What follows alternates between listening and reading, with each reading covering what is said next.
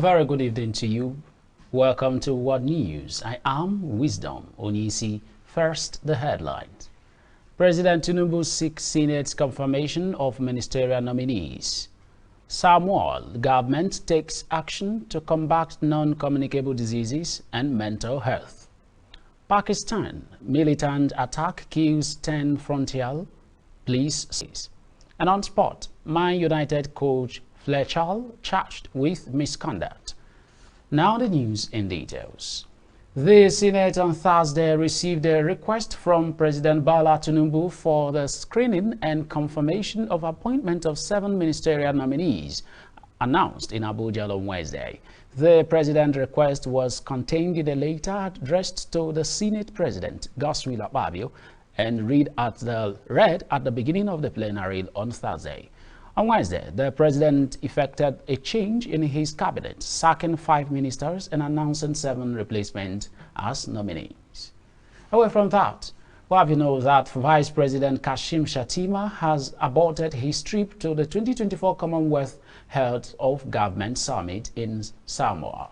President Bola Tinubu had delegated Nigerian's number 2 man to represent the country at the ongoing summit. But in a statement on Thursday night, the presidency announced that Shettima's trip had been cancelled, explaining that a foreign object hit his plane during a stopover at JFK Airport in New York. The foreign object damaged the cockpit windscreen of the plane, Bayo Onanuga said in a statement, disclosing that a ministerial delegation would now represent Nigeria. We also have you know that the Senate on Thursday approved 15% from the Consolidated Revenue Fund as source of funding. This is Hillstv. Quality broadcasting is what we'll bring to you. Now we be this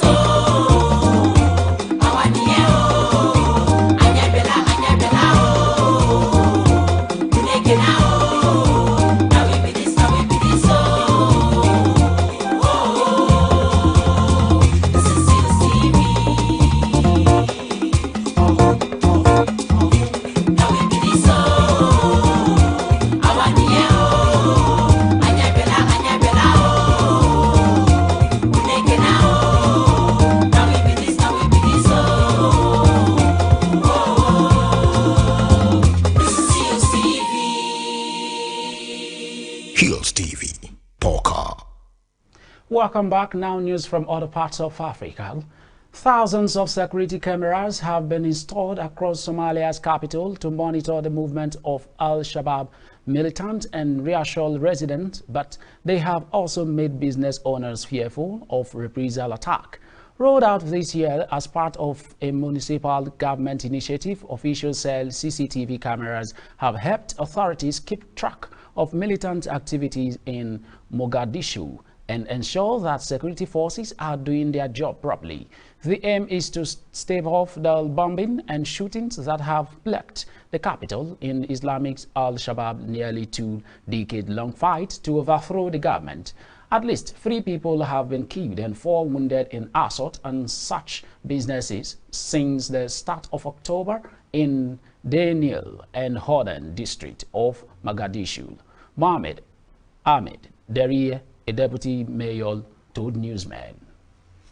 We also have you know that Mali has accused Barrick Gold of failing to abide by commitment made in the recent agreement. Charges the Canadian miner denied on Thursday, saying it did not accept any claim of wrongdoing.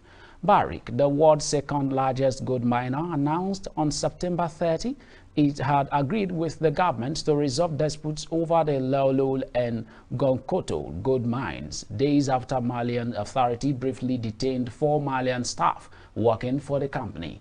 But in a joint statement dated October 23rd, Mali's Economy and Mines Ministries said Barrick had not honored the commitment to which it was subscribed in the agreement, without sharing further details, responsibility, and foreign exchange rules.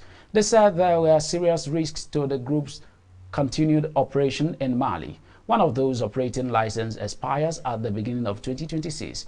The Malian government has decided to draw all legal consequences arising from the action taken by Barrick Gold. Now we move to other parts of the world after this break. Stay with us.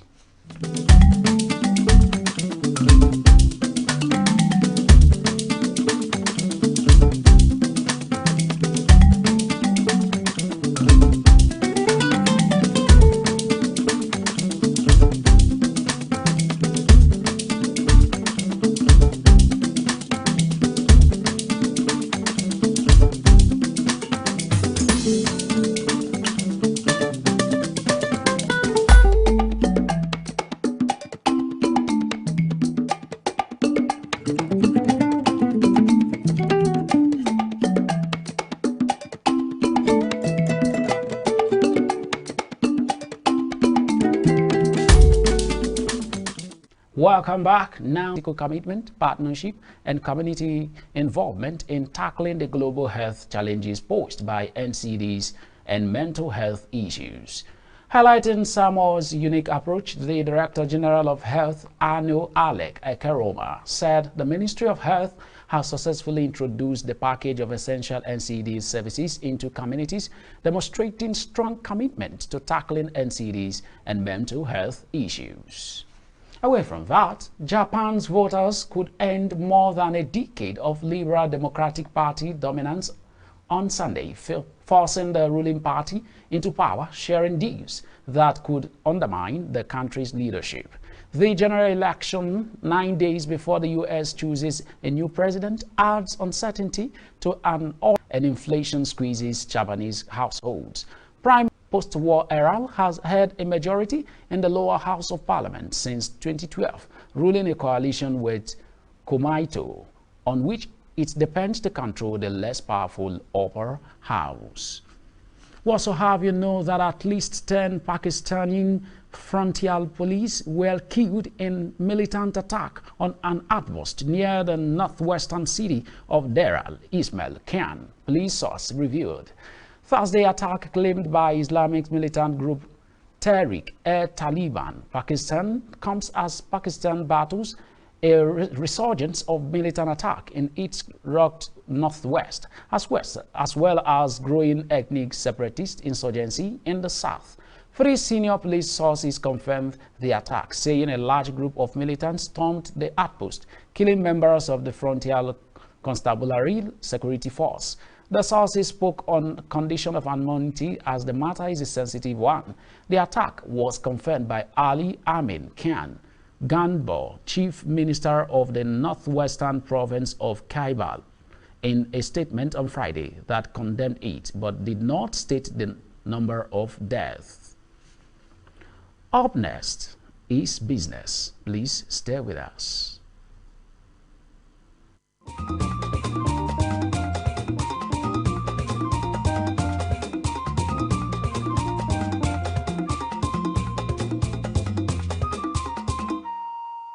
This is Hillstv.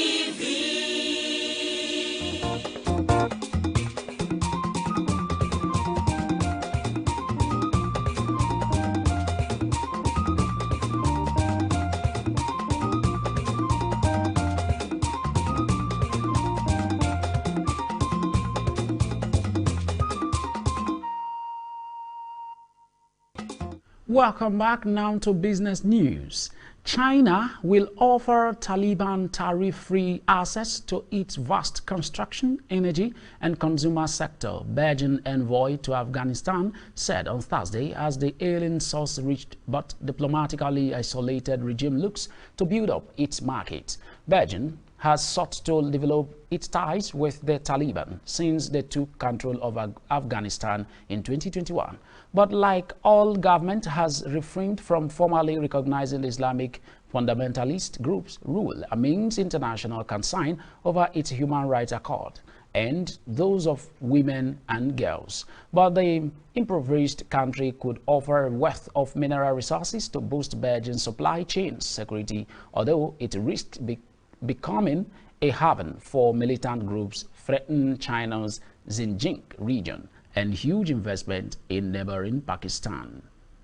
Still on business news, we have that global stocks were set to end the week lower as looming U.S. data and Japan's weekend election copped a rally around already knocked off course by the close-run race for the White House and expectations the Federal Reserve will resist rapid rate cuts.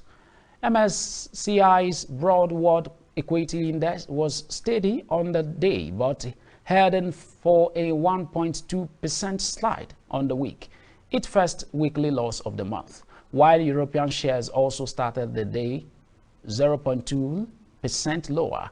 U.S. Treasuries drew buyers on Friday, but we are still heading for a sixth straight losing week. Futures market tipped Wall Street and S&P 500 fall lockstep, trading later in the day, and the dollar dropped. Still on business news, we'll have you know that ministers from the G20 group of largest economies agreed on Thursday that international trade and investment should foster sustainable development and enhance the participation of women in world trade. They also agreed in the need to speed up reforms of the World Trade Organization to achieve a faster, more agile and effective conflict resolution system. Brazil Vice President and Trade Minister Gerardo Alckmin told newsmen. The proposals agreed by G20 trade ministers meeting in Brasilia will be proposed to the group's leader at the annual summit hosted by Brazil in November in Rio de Janeiro and be analyzed to their joint statement. It is the first time the G20 has addressed the issue of increased inclusion of women in international trade, Alckmin said, adding that Brazilian President Luiz Inácio Lula da Silva had insisted on it becoming a G20 principle. Still to come, a sport. Please stay with us. This is Hillstv. Quality broadcasting is what we'll bring to you. Now we be this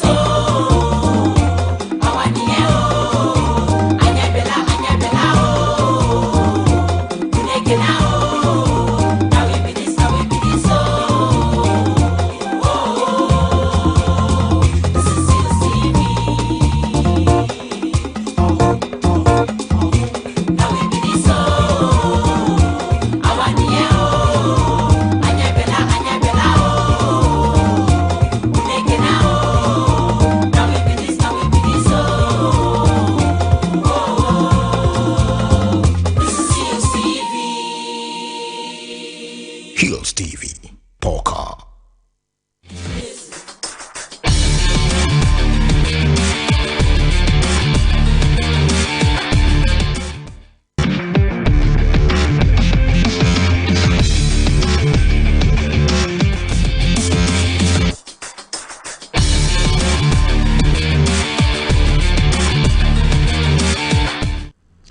Welcome back now to Sport News. Manchester United first team coach Darren Fletcher has been charged with misconduct by the Football Association following his side's 2-1 win against Brentford. Fletcher is alleged to have acted in an improper and confrontational manner and using abusive and insulting words towards the match officials during the Premier League victory at Old Trafford on 19th October. United were furious following Brentford opener from Edan Bicknock, which came when defender Matches Delight was forced to leave the field for a third time to deal with a cut on his head. Manager Erik ten Hag and assistant Ruud van Nistelrooy both received yellow cards for their protest, while Fletcher confronted the officials at halftime as they made their way to the tunnel. Fletcher, who made 342 appearances for United, has until 29th October to respond to the charge. It is the latest in a series of charges across the Premier League. Still on football, still on sport news, where we have you know that João Felix scored twice as Chelsea won at the Panathinaikos on an emotional night in the UEFA Conference League as the tributes were paid to the Greek side, former defender George Bardock. The hosts were playing their first home game since Bardock died at the age of 31 on 9th October.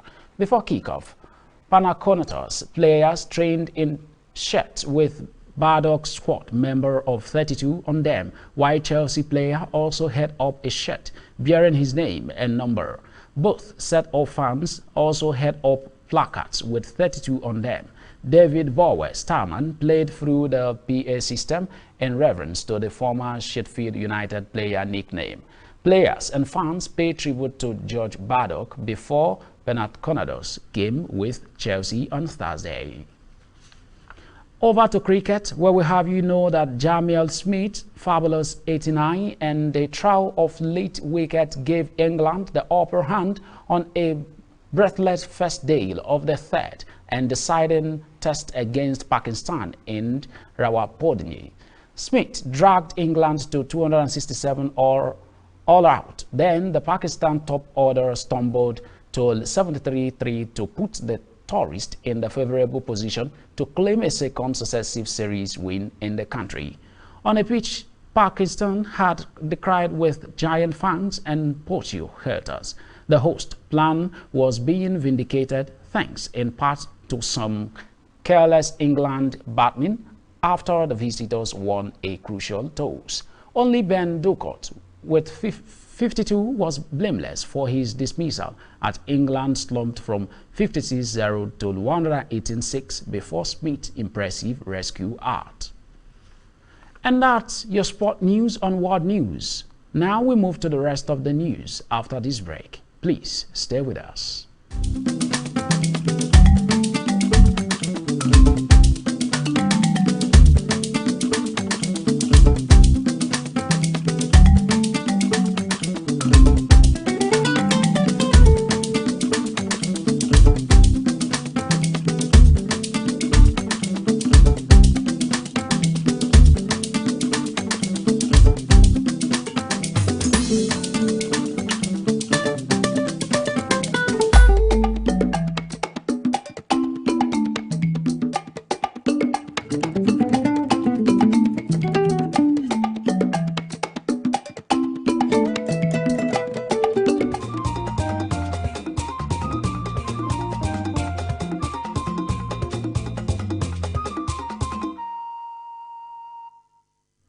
Welcome back. Now the rest of the news. Democratic U.S. Vice President Kamala Harris had a marginal 46% to 43% lead over Republican former President Donald Trump, with a gloomy electorate saying the country is on the wrong track. Harris led in the six-day poll, which closed on Monday, differed little from the 45% to 42% advantage over Trump poll conducted a week earlier, reinforcing the view that the contest is extraordinarily tight, with just 2 weeks left before the November 5th election. Both polls showed Harris with a lead within the margin of error, with the latest poll showing her ahead just 2 percentage points when using unrounded figures. The new poll shows that the voters have a dim view of the state of the economy and immigration, and they generally favor Trump's approach on these issues. Some 70% of registered voters in the poll said their cost of living was on the wrong track, while 60% said the economy was heading in the wrong direction, and 65% said the same of immigration policy. And that's World News. But before we go, here are the headlines. Once again, we told you that Nigerian President Tinubu seeks Senate's confirmation of ministerial nominees. We brought to you that Samoa government takes action to combat non-communicable diseases and mental health. We informed you that Pakistan militant attack kills 10 frontier police, sources say. And on sport, we informed you that Man United coach Fletcher charged with misconduct. Remember to visit us on Facebook at Hillstv Abuja, Instagram at Hillstv Abuja, and subscribe to our YouTube channel at Hillstv. I am Wisdom Onisi. Thanks for watching.